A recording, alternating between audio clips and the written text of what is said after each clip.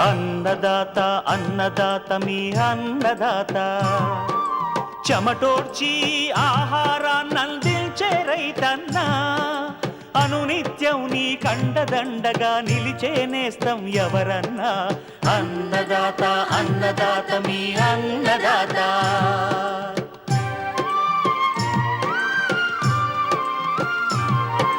నూతన రీతుల సాగుబడికి, నూరింతలు పెరిగే దిగుబడికి సూచనలిచ్చే సస్య రక్షణకు, పశు పోషణకి శాస్త్ర విజ్ఞానం అందించి ముందుకు నడిపే తెలుగు రైతు భారతదేశానికి మకుటం అయ్యేలా తీర్చిదిద్దే ఆశయంతో మిమ్ము మేలు కొలిపేది అన్నదాత. అన్నదాత అన్నదాత మీ అన్నదాత. అన్నదాత అన్నదాత మీ అన్నదాత. అన్నదాత ప్రేక్షకులకు నమస్కారం. ఈనాటి ముఖ్యాంశాలు: పంట పొలాల్లో ఎలుకల బెడదపై మారుటేరు వ్యవసాయ పరిశోధనా స్థానంలో జరుగుతున్న పరిశోధనలు, శాస్త్రవేత్త నామాల శ్రీనివాసరావుతో ముఖాముఖి. అధిక వర్షాలకు దెబ్బతిన్న పంటల్లో జాగ్రత్తలు. కందలో మొజాయిక్ వైరస్, మొదలు కుళ్ళు తెగుళ్లు నివారణ. ఇంకా జై కిసాన్ వ్యవసాయ సమాచారం.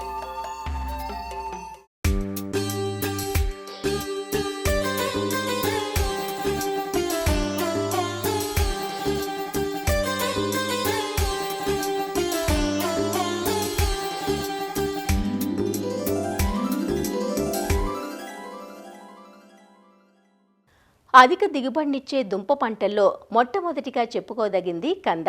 ఒక్కో మొక్క నుంచి 5 నుంచి 6 కిలోల దుంప ఊరుతుంది. ఎకరాకు 40 టన్నుల వరకు అత్యధిక దిగుబడులను కంద నుంచి పొందే అవకాశం ఉంటుంది. ఎక్కువగా ఉభయ గోదావరి, కృష్ణా జిల్లాల్లో కంద సాగులో ఉంది.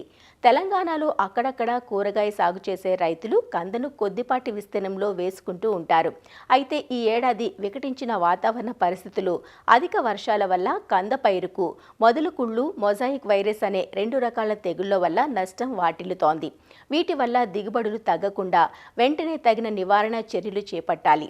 మొదలు కుళ్ళు, మొజాయిక్ తెగుళ్ల లక్షణాలు, నివారణ చర్యల గురించి శ్రీ కొండా లక్ష్మణ్ తెలంగాణ రాష్ట్ర ఉద్యాన విశ్వవిద్యాలయం రాజన్ నగర్లోని కూరగాయల పరిశోధనా కేంద్రం పెథాలజీ శాస్త్రవేత్త డాక్టర్ కె వీర సురేష్ నుంచి తెలుసుకుందాం. రీసెంట్గా మనకు కురిసిన అధిక వర్షాల వల్ల కంద పంటల్లో ఎక్కువగా కాలర్ రాట్ అంటే కాండం కుళ్ళు తెగులు అనేది ఎక్కువగా వస్తుంది. దీనివల్ల రైతులు చాలా వరకు కూడా పంట నష్టపోతున్నారు. ఈ తెగులు లక్షణాలు చూసినట్లయితే ఈ తెగులు సోకిన మొక్క యొక్క కాండం దగ్గర కాండం మొత్తం కూడా కుళ్ళిపోయి కిందికి పడిపోతుంది. ఇది స్క్లెరోషియం రోల్సీ అనే భూమిలో ఉండే శిలీంధ్రం వల్ల వస్తుంది. ఈ స్క్లెరోషియం అనేది స్థాయిలో ఉంటుంది కాబట్టి ఇది ఈజీగా కూడా మనకు లోపలికి వెళ్ళి దీన్ని డ్యామేజ్ చేస్తూ ఉంటుంది అన్నమాట. ఈ కాలర్ రాట్ నివారించుకోవడానికి మనము సిఓసి అనగా కాపర్ ఆక్సిక్లోరైడ్ 3 గ్రాములు 1 లీటర్ నీటికి, లేదా కార్బెండజిమ్ 1 గ్రాము 1 లీటర్ నీటిలో కలిపి మొక్క మొదల దగ్గర పోసుకుంటే దీన్ని నివారించుకోవచ్చు. కందలో ఈ మధ్యకాలంలో మొజాయిక్ అనే వైరస్ తెగులు కూడా ఎక్కువ వస్తుంది. ఈ వైరస్ తెగులు మన పేనుబంక అంటే ఎఫిడ్స్ అనే రసం పీల్చే పురుగుల ద్వారా వ్యాప్తించుతుంది అన్నమాట. దీన్ని నివారించుకోవడానికి ఈ పేనుబంకను నివారించుకోవాలి. ఈ వైరస్ తెగులు యొక్క లక్షణాలు చూసుకున్నట్లయితే మొజాయిక్ తెగులు తోకిన మొక్క ఈ విధంగా ఉంటుంది.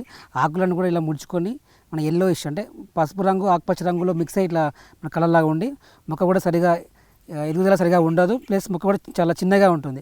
ఆకులు కూడా మీకు చూడడానికి ముడుచుకొని అంత గిడసబారిపోయి ఉంటాయి అన్నమాట. ఈ విధంగా మనం ఈ మొజాయిక్ తెగులను గుర్తించవచ్చు. సరిగా సూర్యరశ్మి సరిగా జరుపుకోక మొక్క మొత్తం కూడా పొట్టిగా ఉంటుంది. ఇది ముఖ్యంగా పేనుబంక ఎఫిడ్స్ అనే వాహకం ద్వారా ఎక్కువగా వ్యాప్తి చెందుతుంది. ఇటువంటి మొక్కలను మనం ముందుగానే గుర్తించి తీసేస్తే మనకు దీన్ని నివారించుకోవచ్చు. ఈ మొజాయిక్ తెగులను నివారించుకోవాలంటే మనము ఈ రసాయన పీల్చే పురుగులను నివారించుకోవాలి.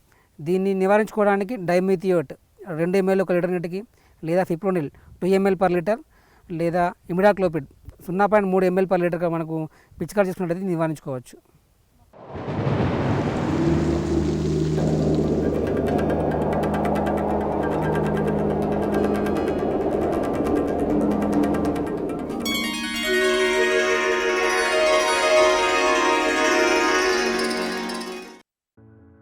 ఇటీవల కురిసిన భారీ వర్షాలకు ఉభయ తెలుగు రాష్ట్రాల్లోని చాలా ప్రాంతాల్లో పంటలు దెబ్బతిన్నాయి. తుఫాను అనంతరం మళ్లీ వర్షాలు కురవడంతో నంద్యాల జిల్లాలో వరి, మొక్కజొన్న తదితర పంటలు ఇంకా నీటిలోనే నానుతున్నాయి. చేతికొచ్చాయి అనుకున్న పంటలు చేజారి అన్నదాతకు నష్టాన్ని తెచ్చిపెట్టాయి. పొలాల నుంచి వెంటనే నీటిని బయటకు పంపి వరి, మొక్కజొన్న, కంది పంటలను తగిన సస్యరక్షణ చర్యలతో కాపాడుకోవచ్చంటూ నంద్యాల ప్రాంతీయ వ్యవసాయ పరిశోధనా స్థానం సహ పరిశోధనా సంచాలకులు డాక్టర్ జాన్సన్ రైతులకు సూచనలిస్తున్నారు. కొన్ని చోట్ల వరి పిలకల దశలో ఉంది, కంకు దశలో ఉంది, పాలు పోసుకునే దశలో ఉంది. కాబట్టి ఎక్కడైతే కంకు దశలో ఉండి ఈ యొక్క ముంపుకు గురి అయి పడిపోయి ఉంటుందో దాన్ని ఇమీడియట్గా తీసి ఆ ప్రాంతంలో నీరు నిల్వ ఉండకుండా బయటికి పంపించే ఏర్పాటు చేయడం ఒకటి. రెండవది, వీటిని పడిపోయిన వాటిని లేపి కొన్ని గుంపులుగా కట్టి పెట్టడం రెండు.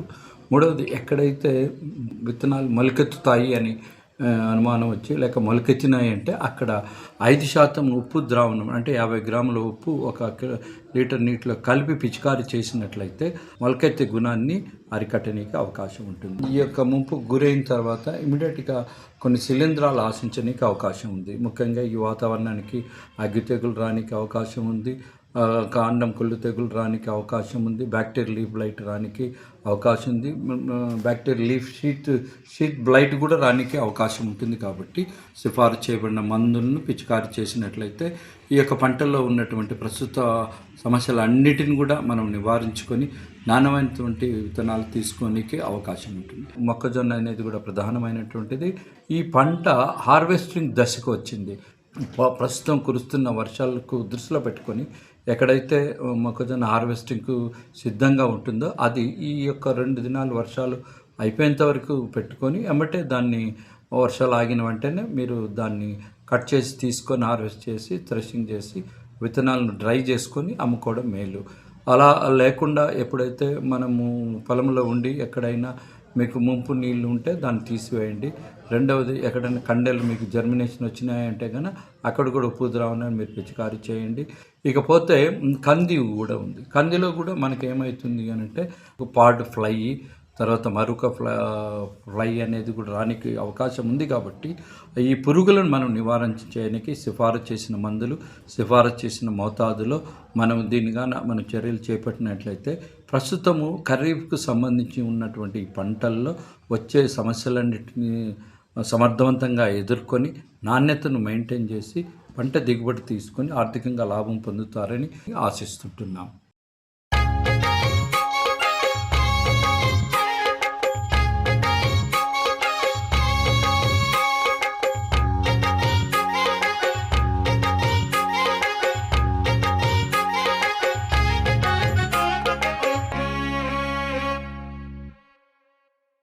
పంట పొలాల్లో ముఖ్యంగా వరి పైరులో చీడపీడల బెడదతో పాటు ఎలుకల బెడద కూడా ఉంటుంది. ప్రధానంగా గోదావరి డెల్టా ప్రాంతంలో ఎలుకల బెడద మరీ ఎక్కువ. వీటి సంఖ్య, నష్ట తీవ్రత ఒక్కో ఏడాది ఊహించలేనంతగా ఉంటుంది. పరిస్థితులు అనుకూలంగా లేనప్పుడు పడిపోయే ఎలుకల సంఖ్య మరుసటి సీజన్లో వాతావరణం అనుకూలించినప్పుడు అనూహ్యంగా పెరిగిపోతుందంటూ శాస్త్రవేత్తలు వెల్లడిస్తున్నారు. పశ్చిమ గోదావరి జిల్లాలోని మారుటేరు ప్రాంతీయ వ్యవసాయ పరిశోధనా స్థానంలో ఎలుకల నిర్మూలనపై చాలా కాలంగా పరిశోధనలు జరుగుతున్నాయి. వీటి నివారణకు ఎర్రతెర పద్ధతి కొంతకాలం క్రితం అందుబాటులోకి తెచ్చారు. దీనితో పాటు ఇతర పద్ధతులను సైతం సమగ్రంగా చేపడితే ఎలుకల నివారణ సాధ్యమంటూ ఎలుకల ప్రత్యుత్పత్తి గురించి ఆసక్తికరమైన సమాచారం అందిస్తున్న పరిశోధనా స్థానం శాస్త్రవేత్త నామాల శ్రీనివాసరావుతో మా ప్రతినిధి ఉమా మహేష్ ముఖాముఖి ఇప్పుడు చూద్దాం. ఈ ఎలుకలను నివారించడానికి మార్టేరు వ్యవసాయ పరిశోధనా సంస్థ శాస్త్రవేత్తలు పలు సంవత్సరాల నుంచి వీటి మీద పరిశోధనలు చేస్తూ ఉన్నారు. ఎలుకల మీద పరిశోధనలు చేయడంతో పాటు వాటి సంతతిని, వాటిలో ఉండే లక్షణాలను అవగాహన చేసుకుని ఎలుకల మీద పరిశోధనలు ఎలా ఉన్నాయి, వాటి ఫలితాలను రైతులకు ఏ మేరకు ఉపయోగపడుతున్నాయనే వివరాలను మనకు వివరించడానికి వ్యవసాయ పరిశోధన సంస్థ ప్రధాన శాస్త్రవేత్త నామల శ్రీనివాసరావు మనతో ఉన్నారు. ఆయన అడిగి మరిన్ని విషయాలు తెలుసుకుందాం. సార్ నమస్తే సార్. అసలు ఈ ఎలుకల ప్రభావం ఎలా ఉంటుంది, అంటే ఈ గోదావరి డెల్టాలో, కృష్ణా డెల్టాలో ఈ ఎలుకల ప్రభావం ఎలా ఉంది, వీటిని నివారించడం కోసం, రైతులకు అవగాహన కల్పించడం కోసం మన పరిశోధన స్థానంలో ఎలాంటి పరిశోధనలు చేస్తూ ఉన్నారు? అంటే ప్రధానంగా మనకి భారతదేశంలో కనుక చూసుకున్నట్లయితే దేశం మొత్తం మీద మనకి ఈ కృష్ణా గోదావరి డెల్టా ప్రాంతం అనేది ఎలుకల యొక్క సమస్యాత్మక ప్రదేశంగా మనం చెప్పుకోవచ్చు. మరి ముఖ్యంగా వరిలో మనకి ప్రతి ఏటా దీనివల్ల సుమారు మనకి 3 నుంచి 5 బస్తాల దిగుబడి కూడా మనం నష్టపోతూ ఉన్నారు రైతులు.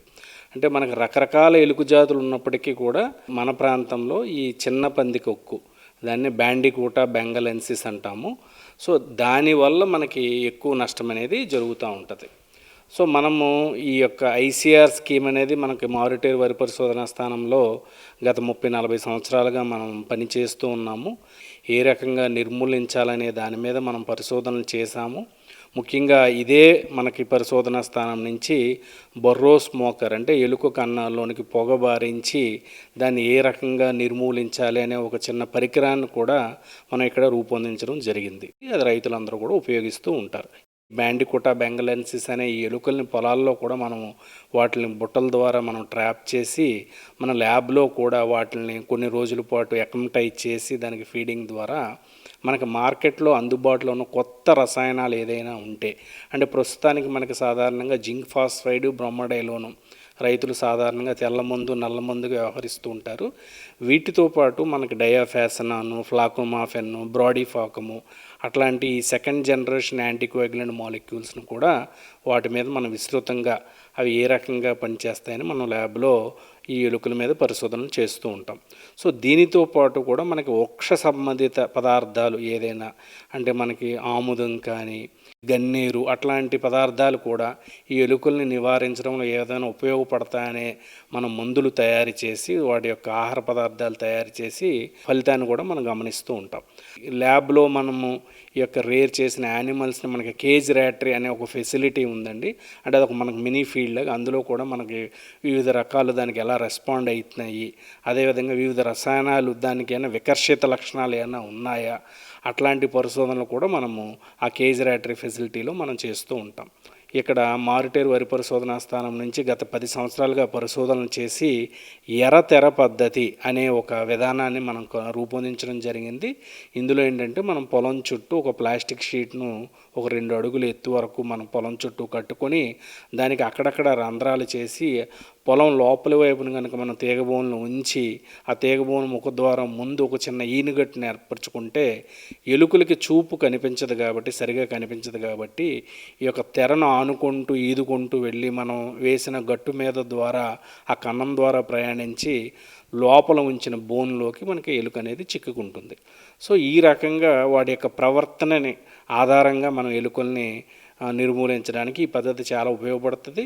ఇందులో మనం ఏ విధమైన కెమికల్ కూడా మనం వాడట్లేదండి.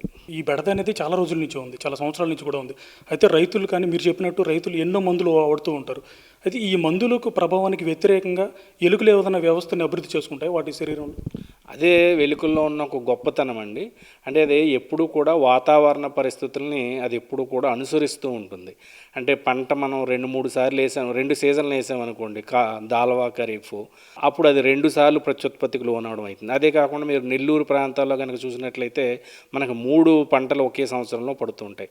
అట్లాంటి ప్రదేశాల్లో అది 3 సార్లు ప్రత్యుత్పత్తికి లోనవడం అంటే ఏంటంటే అది చుట్టుపక్కల ఉన్న వాతావరణ పరిస్థితులకు అనుగుణంగా దాని యొక్క ప్రత్యుత్పత్తి వ్యవస్థను మార్పు చేసుకోగలిగే సామర్థ్యం ఈ ఎలుకల్లో ఉంటుంది. దాన్నే మనం అబ్నార్మల్ మోడ్ ఆఫ్ బ్రీడింగ్ అంటాం.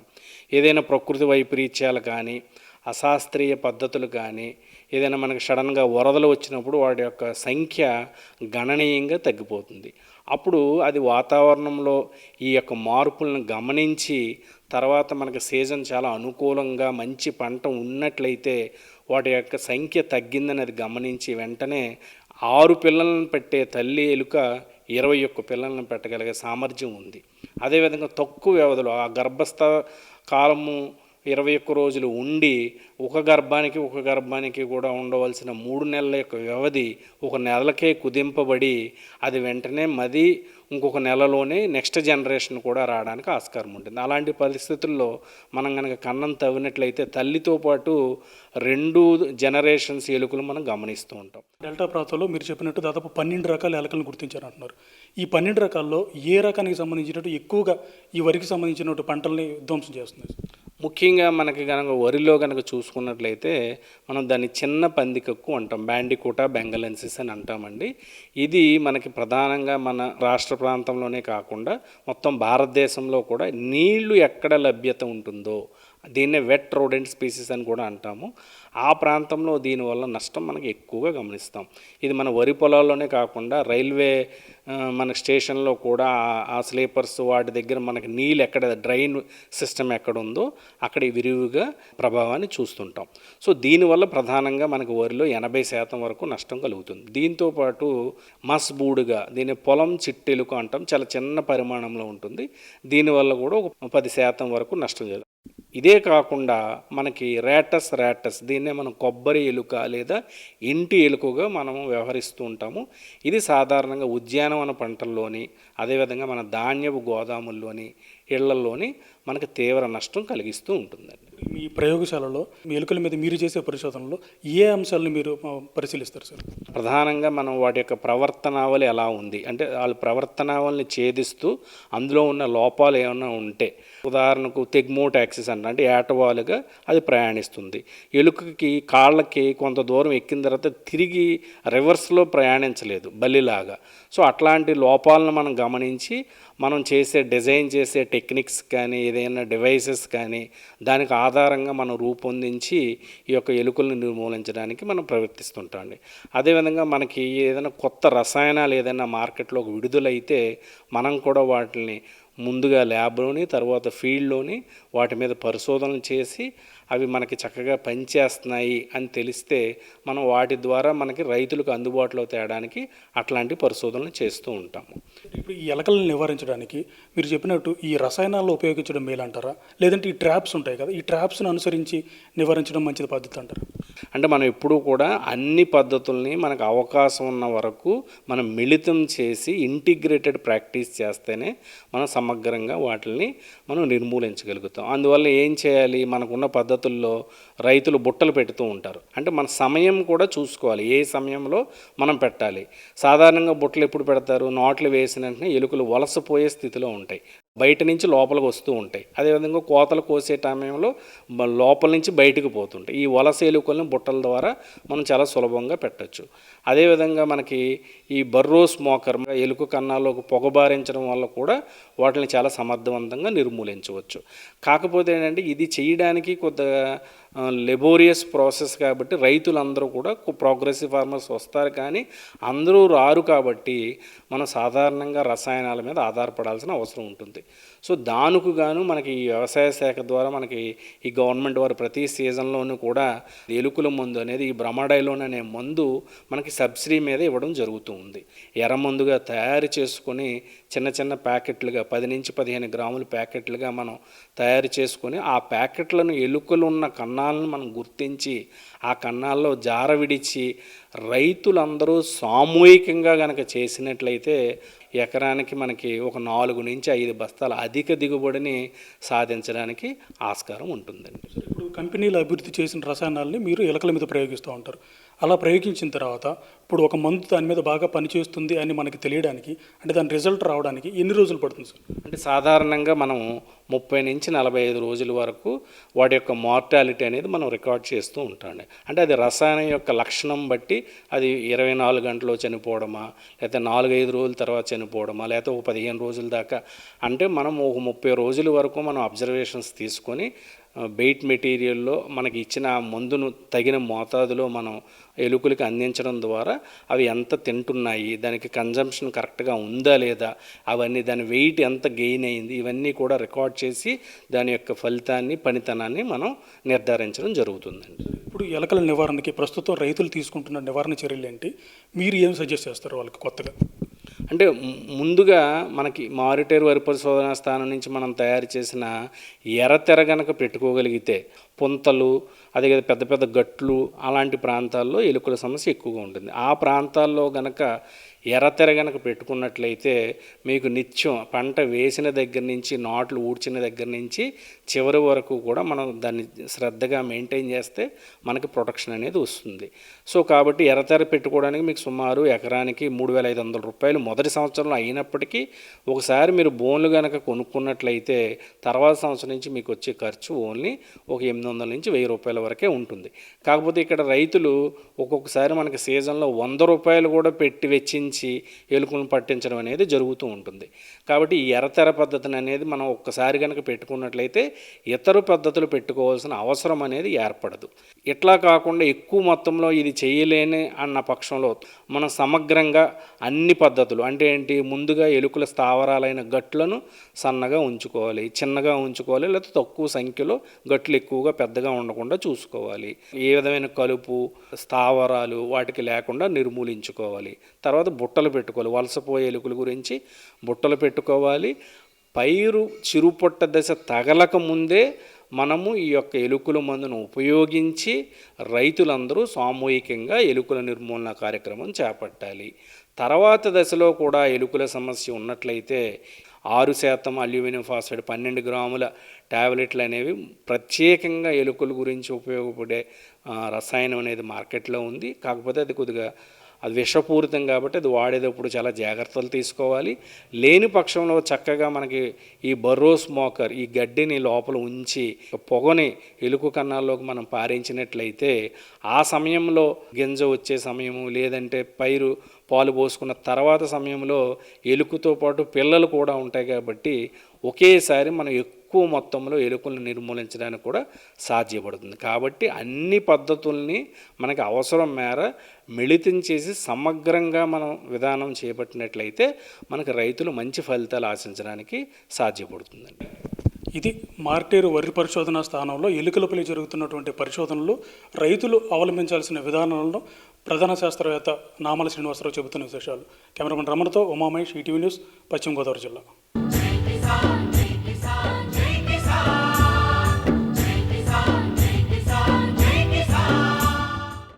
వ్యవసాయ సమాచారం ఇప్పుడు జై కిసాన్లో చూద్దాం. ప్రధానమంత్రి మత్స్య సంపద యోజనలో భాగంగా తోటపల్లి జలాశయంలో చేపపిల్లల విడుదల కార్యక్రమం జరిగింది. పార్వతీపురం మన్యం జిల్లా గరుగుబిల్లి మండలంలోని తోటపల్లి జలాశయంలో 10 లక్షల చేపపిల్లల్ని వదిలిపెట్టినట్లు కురుపాం ఎమ్మెల్యే తోయక జగదీశ్వరి తెలిపారు. మత్స్యకారుల ఆర్థికాభివృద్ధి పెంపొందించే దిశగా ఈ కార్యక్రమాన్ని చేపట్టినట్లు అధికారులు చెబుతున్నారు. మత్స్యకారుల ఆర్థిక అభివృద్ధి చెందాలని చెప్పి అందులో భాగంగానే డుమ్మంగి చేపపిల్లల కేంద్రంలో 10 లక్షల ఫింగర్లింగ్ చేపపిల్లల్ని పెంచమని చెప్పి ఆదేశించున్నారండి. దానిలో భాగంగానే 40 లక్షల స్పాన్ని మనము తీసుకుని వచ్చి దాన్ని రేర్ చేసామండి. దీనికి మెయిన్గా మేము ఏంటంటే నర్సరీ ట్యాంక్స్ మాకు ఉండడం వల్ల దాని నర్సరీ ట్యాంక్స్ని ముందుగా ప్లాంక్టన్ డెవలప్ చేసుకోవడానికి ఆవు పేడని, సూపర్ ఫాస్ఫేట్ వాటిని యూజ్ చేసి ప్లాంక్టన్ ఫస్ట్ డెవలప్ చేసుకుని తర్వాత స్పాన్ని స్టాక్ చేసుకున్నాము.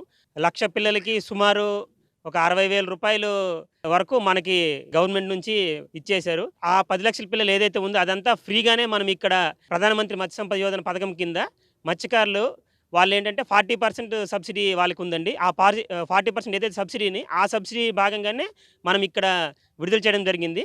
అంతేకాకుండా ఇది లైసెన్సింగ్ సిస్టమ్ రావడం అనేది వాళ్ళకి చాలా వరకు ఆర్థికంగా ఎంతో బలాన్ని ఇస్తుందండి. ఎందుకంటే ఇంతకుముందు లీజింగ్ సిస్టమ్ ఉంటే లీజ్ అనేది ప్రతి సంవత్సరము 10% పెరుగుతూ పోతుంటుంది. అది వాళ్ళకి ఆర్థికంగా ఇబ్బంది పడుతుంది. ఎందుకంటే కొన్ని సంవత్సరాలు చేపలు పడవచ్చు, కొన్ని సంవత్సరాలు చేపలు పడవచ్చు. అలా కాకుండా లైసెన్స్ సిస్టమ్ అనేది ప్రతి ఒక్కరు ఇండివిజువల్గా ఎవరి మీద ఆధారపడకుండా లైసెన్స్ తీసుకొని తక్కువ రేటుతో సుమారు 200 రూపాయలు ఉంటుందండి. అంటే వాళ్ళు ఉపయోగించే వాళ్ళ మనిషి ఆ 200 రూపాయలు అనేది ప్రతి సంవత్సరం 200 రూపాయలే కట్టుకోవాలి. అంతేకాకుండా ఈ లైసెన్సింగ్ ఉండడం వల్ల ప్రమాదవశాత్తు మరణించిన కూడా ఎక్స్గ్రేషియా ఒక 10 లక్షలు అనేది పొందే అవకాశం కూడా ఉంటుందండి. తోటపల్లి రిజర్వాయర్ వద్ద మత్స్యకారులకు అందరికీ ఉపయోగం కలగాలని చెప్పి 10 లక్షలు ఫిష్ సీడ్ని ఇక్కడ వదలడం జరిగింది. డుమ్మంగిలో ముందు పెంచడం జరిగింది. అక్కడి నుండి ఇక్కడికి తీసుకొచ్చి 10 లక్షలు ఫిష్ సీడ్ని ఇక్కడ విడిచిపెట్టడం జరిగింది. దీనిలో భాగంగా మత్స్యకారులందరూ కూడా 200 కుటుంబాలు ఎంతో ఉపయోగంగా ఉండి వాళ్ళందరూ కూడా అభివృద్ధి చెందుతారు. మరిన్ని విభిన్న అంశాలతో రేపటి అన్నదాతలో మళ్ళీ కలుసుకుందాం. నమస్కారం. అన్నదాతలు తమ సందేహాలు, సమస్యలను 1800-425-4085 టోల్ ఫ్రీ నంబర్లో ఉదయం 10 నుంచి 11 గంటల మధ్య పని దినాలలో సంప్రదించగలరు. ఈ కార్యక్రమాన్ని యూట్యూబ్లో www.youtube.com/అన్నదాత ఈటీవీ లింక్ ద్వారా వీక్షించవచ్చు.